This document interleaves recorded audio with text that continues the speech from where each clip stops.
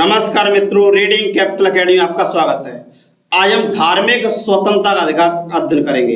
धार्मिक स्वतंत्रता का अधिकार अनुच्छेद 25 से 28 तक दिया गया है। मित्रों, मूल अधिकार के अंतर्गत जो संविधान 6 मूल अधिकार दिए गए हैं, उसमें हम अन्य मूल अधिकारों का अध्ययन कर चुके हैं। आज धार्मिक स्वतंत्रता का अध्ययन करना है। तो स्टूडेंट्स, देखा जाए, भारत विशाल और विविधताओं वाला देश है। भारत विशाल भी है, इसमें सामाजिक विविधताएं भी है, जिसमें विभिन्न धर्मों, पंथों, जातियों, वर्गों आदि के लोग रहते हैं। इस तरह से इन बातों को ध्यान में रखते हुए भारत में धार्मिक स्वतंत्रता प्रदान की गई है। संविधान की प्रस्तावना में घोषणा की गई कि सभी भारतीयों को विचार, अभिव्यक्ति, विश्वास, धर्म और उपासना की स्वतंत्रता दी जाएगी। इस तरह से भारत के संविधान प्रस्तावना में ये 5 लिबर्टी दी गई थी। एक कौन सी थी? विचार, अभिव्यक्ति, विश्वास, धर्म और उपासना। इस तरह से संविधान की प्रस्तावना में आपको 5 लिबर्टी दी गई थी, क्योंकि भिन्न भिन्न धर्मों के लोग रहते थे, इसलिए उनकी धार्मिक उपासनाओं की पूजा कर सकें, अपने धार्मिक मान्यताओं का सम्मान कर सकें। इस तरह से धार्मिक स्वतंत्रता का प्रावधान संविधान अनुच्छेद 25 से 28 तक किया गया है। बाद में क्या होता है? 42वें संविधान संशोधन द्वारा 1976 में 42वां संविधान संशोधन किया जाता है। इसके द्वारा सेकुलर या पंथ निरपेक्ष शब्द शामिल किया गया था। हालांकि धर्मनिरपेक्ष राष्ट्र भारत पहले से शामिल था, क्योंकि प्रस्तावना में धर्म की स्वतंत्रता दी गई थी। इसी तरह से संविधान के अनुच्छेद 25 से 28 तक व्यापक धार्मिक स्वतंत्रता का प्रावधान किया गया था, लेकिन 42वें संविधान संशोधन द्वारा सेकुलर शब्द जोड़ करके इसको और स्पष्ट कर दिया गया है। इसी प्रकार भारतीय संविधान के अनुच्छेद 25 से 28 तक इन 4 अनुच्छेदों में व्यापक उपबंध किया गया है। इस तरह से भारत क्या है? एक धर्मनिरपेक्ष राष्ट्र है। एक धर्मनिरपेक्ष राष्ट्र सभी धर्मों का सम्मान करता है, जिसे सर्वधर्म समभाव कहा जाता है। भारत में पंथ निरपेक्षता या धर्म निरपेक्षता का अर्थ क्या है? इसका अर्थ है सभी धर्मों के साथ समान व्यवहार। सभी धर्मों के साथ समान व्यवहार किया जाता है, समान आदर किया जाता है, संरक्षण किया जाता है, निष्पक्षता या तटस्थता पाई जाती है। किसी धर्म विशेष के प्रति पक्ष नहीं लिया जाता है। इस तरह से निष्पक्षता और तटस्थता पाई जाती है। साथ ही सभी धर्मों के साथ समानता का व्यवहार किया जाता है।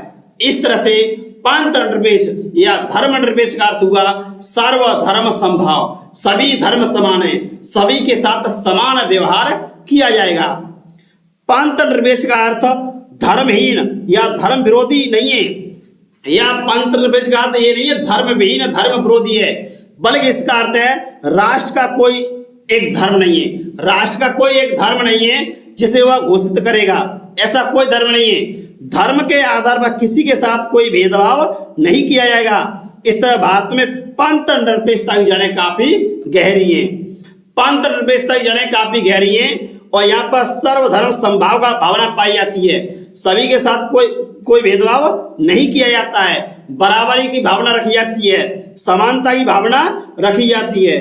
और भारत में देखा जाए पंथ निरपेक्षता की जड़ें काफी गहरी पाई जाती हैं। आर्टिकल 25 से 28 तक ये पंथ निरपेक्षता के तत्व पाए जाते हैं।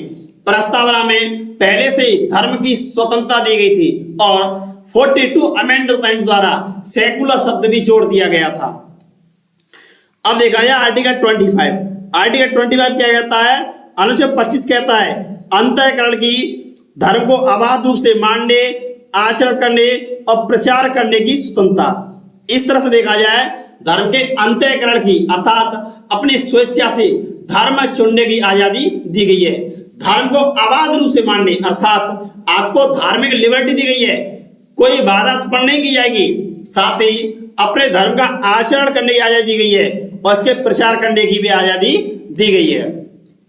इस तरह से मित्रों देखा जाए सभी व्यक्तियों को अंतःकरण की धर्म को अबाध रूप से मानने, आचरण करने और प्रचार करने की स्वतंत्रता दी गई है, लेकिन यह स्वतंत्रता लोक व्यवस्था अर्थात कानून व्यवस्था बनी रहे, सदाचार बना रहे, स्वास्थ्य के अधीन है। इस तरह से इसमें कुछ कंडीशन लगा दी गई हैं कि ये लोक व्यवस्था बनी रहे, सदाचार बना रहे, स्वास्थ्य के अधीन है। जैसे कृपाण रखना सिख धर्म का अंग माना जाएगा। आर्टिकल 25 में कहा गया है कृपाण रखना सिख धर्म का अंग माना जाएगा। इसी तरह से क्योंकि यह सिखों के आचरण में शामिल है, कृपाण रखना सिखों के आचरण में शामिल है, इसलिए इसे सिख धर्म का अंग माना जाए।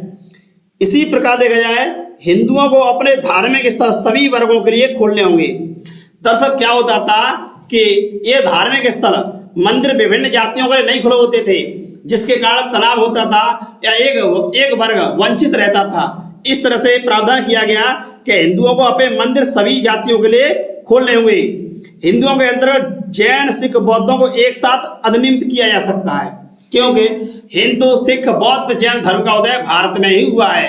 इस तरह से देखा जाए तो भारत में धार्मिक स्वतंत्रता दी गई है, धर्म के अंतःकरण की आजादी दी गई है, अबाध रूप से मानने की आजादी दी गई है, आचरण करने की आजादी दी गई है, प्रचार करने की आजादी दी गई है। और सिख धर्म के लोग कृपाण रखते हैं और कृपाण रखने का अधिकार दिया गया है कि वो अपने धर्म का आचरण कर सकते हैं।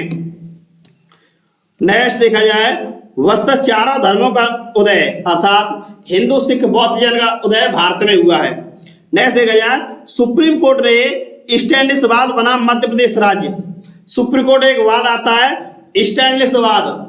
इस वाद में क्या हुआ, सुप्रीम कोर्ट ने निर्णय दिया कि धर्म के प्रचार के अंतर्गत बलात् या जबरदस्ती धर्म परिवर्तन का अधिकार शामिल नहीं है।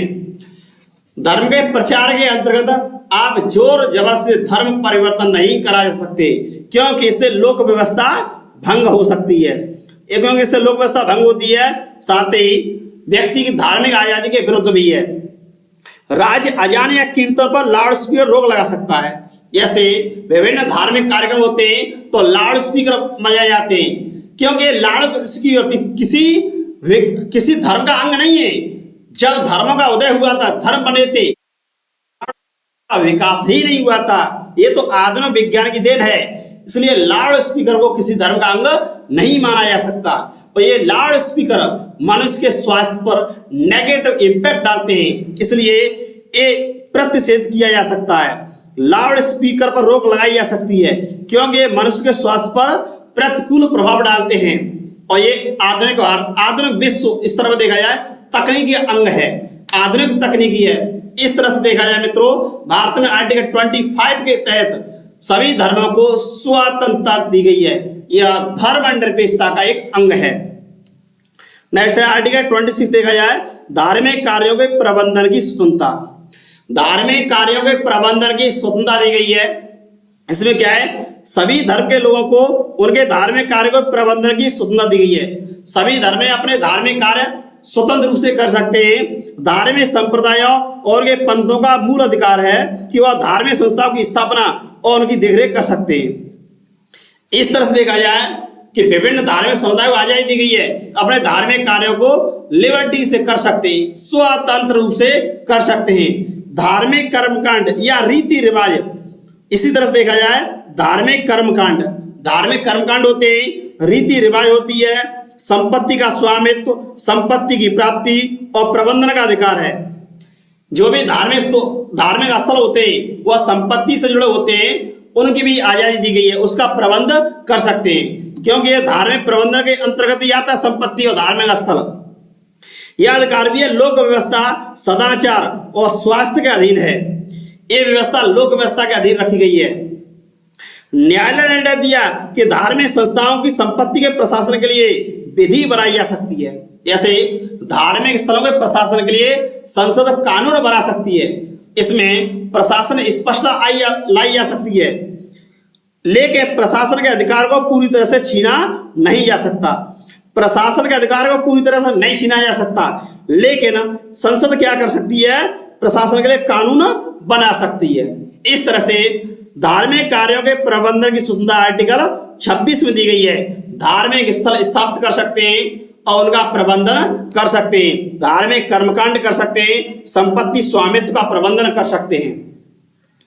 नेक्स्ट, पुरोहित के मामले में, अब पुरोहित धार्मिक गुरु होता है, उसके मामले एक न्यायालय ने एन आदित्य बनाम त्रावणकोर देवस्थान बोर्ड, एक वाद था, उसमें न्यायालय ने एन आदित्यम बनाम त्रावणकोर देवस्थान बोर्ड, इस वाद में सुप्रीम कोर्ट ने निर्णय दिया था कि मंदिर में धार्मिक कर्मकांड या पूजा अर्चना कराने का अधिकार केवल एक जाति विशेष का नहीं है, अर्थात जो धार्मिक स्थल है उसमें किसी भी जाति का पुजारी बन सकता है, जैसे केवल ब्राह्मण नहीं बन सकता, और भी जातियों के पुजारी बन सकते हैं। उदाहरण के तौर पर तमिलनाडु देखा जाए, तमिलनाडु में धार्मिक स्थल होते हैं, उसके पुजारियों की नियुक्ति राज्य सरकार करती है और उसमें आरक्षण प्रणाली भी लागू कर दी गई है। इस तरह से तमिलनाडु में भिन्न भिन्न जातियों के पुजारी बन सकते हैं। साथ ही संपत्ति में भी उसको देख रेख में प्रशासन अपना योगदान देंगे। इसी प्रकार अजीज भाषा बना भारत संघ में सुप्रीम कोर्ट ने निर्णय दिया कि अलीगढ़ मुस्लिम विश्वविद्यालय की स्थापना संसद द्वारा की गई है। जो AMU है उसकी स्थापना किसने की है? उसकी स्थापना संसद ने की है, AMU की स्थापना। इस तरह देखा जाए मित्रों, AMU की स्थापना संसद के द्वारा की गई है और संसद के द्वारा की गई है, इसलिए मुस्लिम समुदाय AMU को चलाने का दावा नहीं कर सकता, क्योंकि इसकी स्थापना संसद के द्वारा की गई है, वित्त राज्य द्वारा पोषित किया गया है, इसलिए प्रशासन का भी दावा नहीं कर सकता। साथ ही कोई धर्म विशेष का व्यक्ति, धर्म विशेष में कोई जाति विशेष पूजा पाठ होने का या पुरोहित बनने का दावा नहीं कर सकती। नेक्स्ट देखेंगे आर्टिकल 27 मित्रों। आर्टिकल 27 है धर्म की अभिवृद्धि के लिए कर न देने की स्वतंत्रता। इसका अर्थ क्या है? धर्म की अभिवृद्धि के लिए इस तरह से कोई धार्मिक कर नहीं लगाया जाएगा। राज्य किसी धर्म विशेष की वृद्धि या पोषण के लिए कोई कर आरोपित नहीं करेगा। क्या भारत में इस समय धर्म के आधार पर कोई कर लगता है? नहीं लगता है। बस तो मध्यकाल में देखा जाए तो धर्म विशेष के लोगों से जजिया कर और जकात कर लिए जाते थे। ये जजिया जकात कर ये धार्मिक करते, इस तरह से कोई नई बुराई न पुनः जन्म ले, इसलिए संविधान का आर्टिकल 27 में व्यवस्था की गई है कि धर्म की अभिवृद्धि के लिए कर न देने की स्वतंत्रता। ये अमान्य अवैध थे। इस तरह से देखा जाए संविधान में उपबंध किया गया है कि किसी धर्म की वृद्धि के लिए कोई किसी को कर देने के लिए बाध्य नहीं किया जाएगा। इस तरह से भारत में देखा जाए वर्तमान में तो धार्मिक कर नहीं लगाया जाता। धर्म की अभिवृद्धि के लिए, धर्म के पोषण के लिए कोई कर नहीं दिया जाता है। नेक्स्ट है आर्टिकल 28 देखा जाए तो आर्टिकल 28 में क्या है? कुछ धार्मिक शिक्षा संस्थानों में उपस्थित न होने की स्वतंत्रता। धार्मिक शिक्षा संस्थान होते हैं उसमें उपस्थित न होने की लिबर्टी दी गई है। कैसे दी गई है? भारत के धर्मनिरपेक्ष देश होने के कारण सार्वजनिक शिक्षण संस्थानों में किसी धर्म विशेष शिक्षा नहीं दी जाएगी। भारत क्या है? एक धर्मनिरपेक्ष राष्ट्र है, इसलिए धार्मिक शिक्षा विशेषकर किसी धर्म विशेष शिक्षा सार्वजनिक शिक्षण संस्थानों में नहीं दी जाती है। जैसे देखा जाए बेसिक शिक्षा विभाग के अधीन स्कूल, राजकीय इंटर कॉलेज, राजकीय विश्वविद्यालय, लेकिन ये क्या होता है? सरकारी धन से वित्त पोषित होते हैं, सरकार द्वारा संचालित किए जाते हैं। इनमें किसी धर्म विशेष शिक्षा नहीं दी जाती है। इसमें क्या किया गया है? मान्यता प्राप्त और वित्तीय सहायता शिक्षण संस्थानों के मामले में किसी व्यक्ति को धार्मिक शिक्षा या उपासना उपस्थित न होने की लिबर्टी है। अर्थात जब धार्मिक क्रिया संपन्न की जा रही है तो वह व्यक्ति स्वतंत्र रूप से छोड़कर जा सकता है, वह धार्मिक कार्यक्रम में शामिल न हो, इसके लिए उसे आजादी दी गई है। और साथ ही सार्वजनिक शिक्षा संस्थानों में किसी धर्म विशेष शिक्षा प्रदान नहीं की जाएगी। इस तरह से मित्रों देखा जाए तो संविधान के इन 4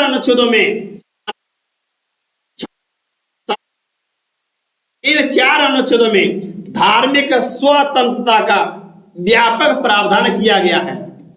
इस तरह से देखा जाए मित्रों तो भारत में क्या है? धर्मनिरपेक्षता है।